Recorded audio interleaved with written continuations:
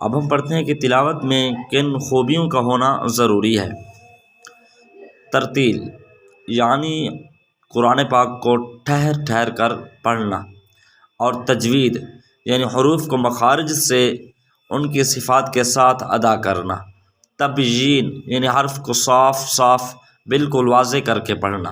ترسیل یعنی حرفوں کو ہموار کر کے پڑھنا، جھٹکا نہیں دینا بلکہ ہموار کر کے بڑی ترتیب کے ساتھ حرفوں کو لے کر جانا ہے۔ تحسین لحن عرب کے موافق مع تجوید کے پڑھنا، یعنی عربی لہجے کے اندر قرآن پاک پڑھنا زیادہ بہتر ہے، اور یہ قرآن کی قاری کی خوبیوں میں سے ہے۔ توقیر یعنی قرآن کو خشوع اور خضوع اور وقار کے ساتھ پڑھنا۔ یہ تو تھے قرآن پاک کے وہ خوبیاں، قاری کی وہ خوبیاں کہ جن کا خیال اس کو رکھنا چاہیے تاکہ وہ قرآن پاک کو اچھے طریقے سے ادا کر سکے۔ تلاوت میں ان عیبوں سے بچنا لازم اور ضروری ہے۔ وہ کیا عیب ہے؟ ترعید مد اور حرکت میں آواز کو ہلانا، یہ غلط بات ہے۔ یعنی جب آپ پڑھ رہے ہیں تو ایک ہی آواز کے ساتھ پڑھیں، ہلانے کی بجائے بالکل ایک ہی آواز کے ساتھ مد کو لے کر جائیں، اور حرکت کو آ کرنے کی بجائے حمزہ زبر آ ایسے کر کے پڑھیں۔ اسی طرح یہ مکروہ اور حرام ہے۔ اور آگے لفظ ہے تنفیش، حرکات کا پورا ادا نہ کرنا، یعنی لفظوں کو کھا جانا، یہ مکروہ ہے۔ تعجیل جلدی کرنا جس میں حرف جدا جدا سمجھ نہ آ سکیں، یہ حرام ہے۔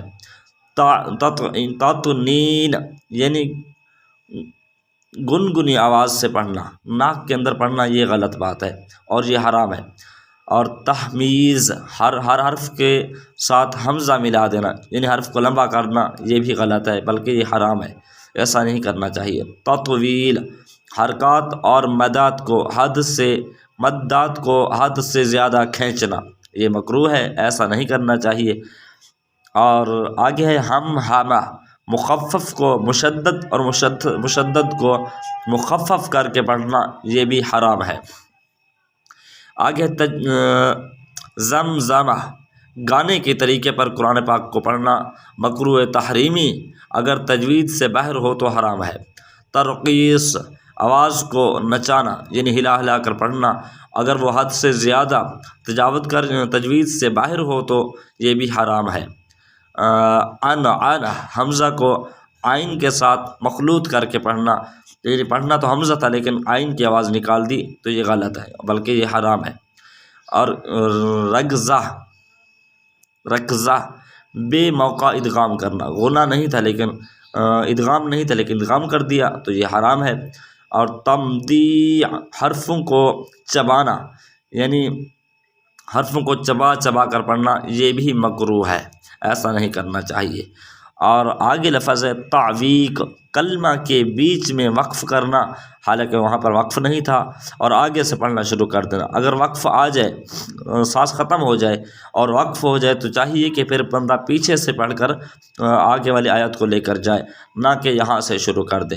اگر وہ ایسا کرتا ہے تو وہ حرام ہے۔ اور یہ تو تھے ہمارے وہ صفات اور وہ خامیاں جو ہم قرآن پاک پڑھنے کے دوران کرتے رہتے ہیں یا ہم سے ہو جاتی ہیں۔ اللہ تعالیٰ مجھے اور آپ کو قرآن پاک کو صحیح طریقے سے پڑھنے کی توفیق عطا فرمائے۔ وما توفیقی الا باللہ العلی العظیم۔